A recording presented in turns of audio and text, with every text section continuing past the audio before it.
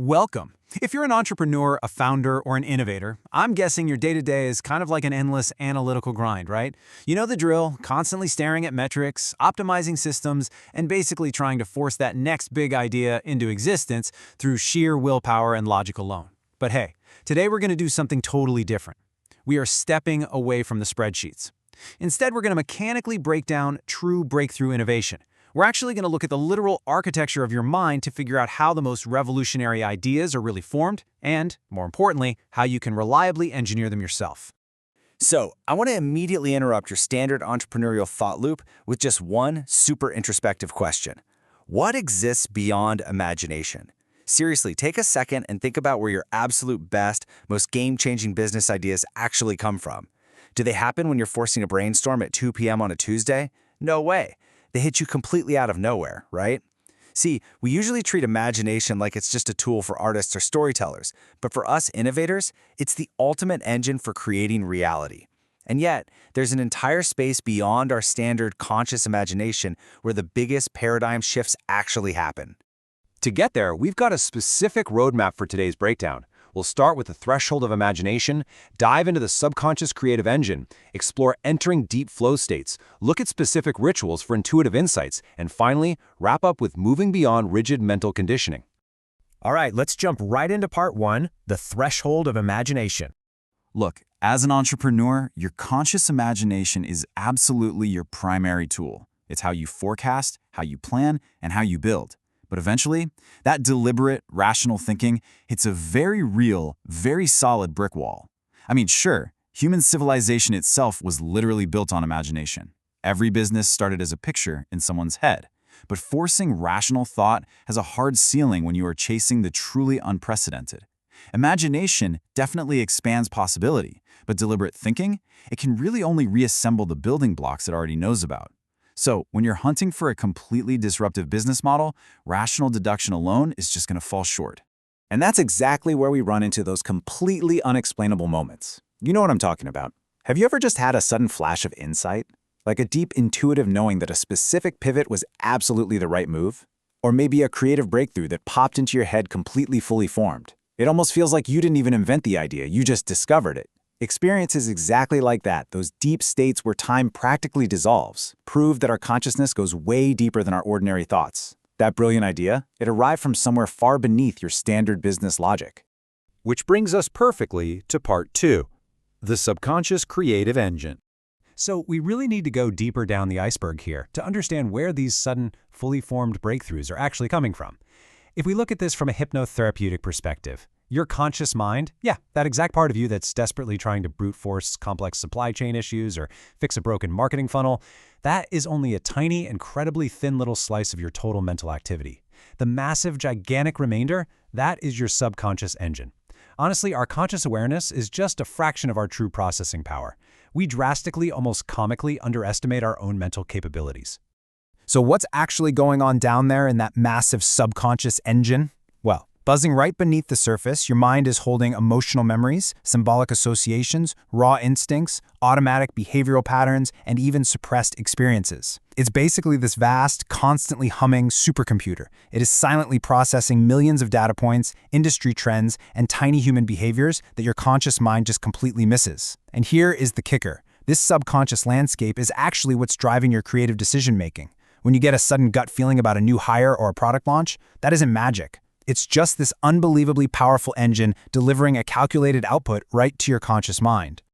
Moving on to part three, entering deep flow states. Okay, so the big question is, how do we actually intentionally tap into that supercomputer? Surprisingly enough, you have to decrease your grip on control, not force it. Just think about the stark contrast between these two mindsets for a second. On one hand, you have the rational mind. It demands conclusions, it demands definitions, and it absolutely craves control. Sound familiar? That's exactly where most founders live. But over in an open flow state, time gets weird, self-consciousness completely fades away, and all that rigid analytical thinking just softens. To access truly breakthrough innovation, you have to realize that the deepest creative moments only happen when you let go of the steering wheel a bit. You literally cannot micromanage a paradigm-shifting idea into existence. In those deep flow states, creation suddenly becomes completely effortless. So many top-tier creators, inventors, and billionaire entrepreneurs describe the exact same feeling. They feel like they are channeling an idea rather than forcing it. They are receiving the information instead of constructing it from scratch. Basically, they've just handed the keys over to that massive subconscious engine.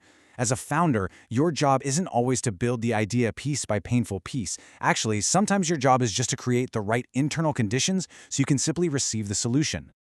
All right, let's get practical with part 4, rituals for intuitive insights.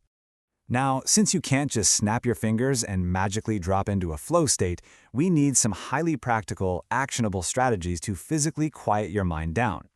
I want to slow down for just a second here because this right here is probably the absolute biggest roadblock for modern entrepreneurs. Constant stimulation entirely blocks subtle awareness. Think about it.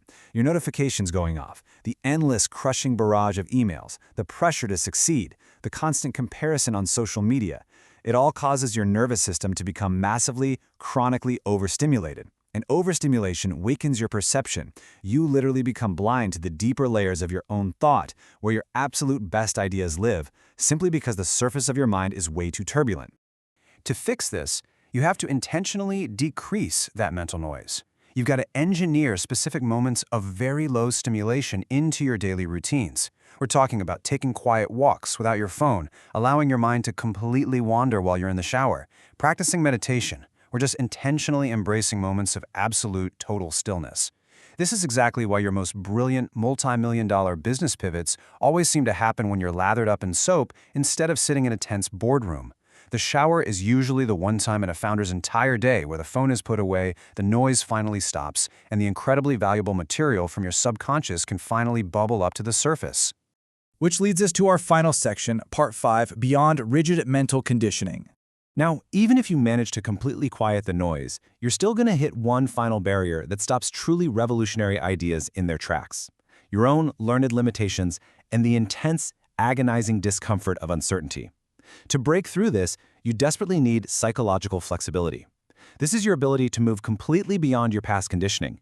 You see, your current beliefs, your fears, and even the established cultural frameworks of whatever industry you're in, they are all dictating what you currently think is possible.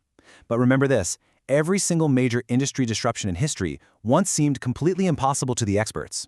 It wasn't that the technology or the market didn't exist yet, it was just that the rigid mental framework of the industry simply couldn't perceive it at the time.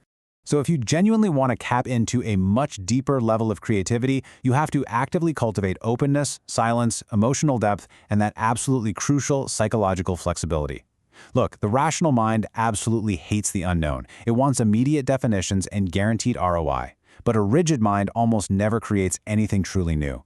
You have to learn to sit with and survive the mystery of the unknown. You have to get comfortable operating in a space where you absolutely don't have all the answers right away and just allow your subconscious to quietly connect dots that you didn't even know existed. And that brings us to this incredibly profound realization. Imagination may not be the end of perception. It may only be the threshold. Man, that's powerful. True innovation requires stepping entirely beyond our existing, comfortable frameworks.